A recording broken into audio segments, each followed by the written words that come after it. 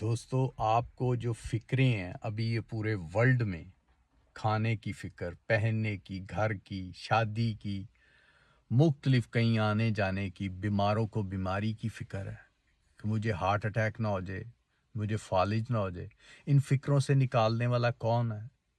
کوئی ڈاکٹر ہے، کوئی سائنسدان ہے، کوئی انجینئر ہے، کوئی امیر آدمی ہے؟ گاڈ ہے۔ گاڈ نے بیٹے کو بھیجا۔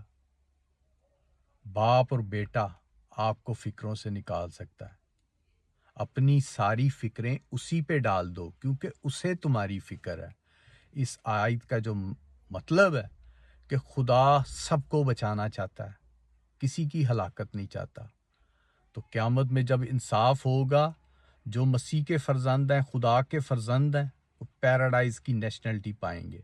جو شیطان کے بچے ہیں، بیٹے ہیں، اسٹوڈنٹ ہیں، وہ گندک کی آگ میں ڈالے جائیں گے، کھولتی آگ میں، جو کھولتی رہے گی، کھلاتی رہے گی، ان کو پیڑیں دردیں دے گی، مرنے نہیں دے گی۔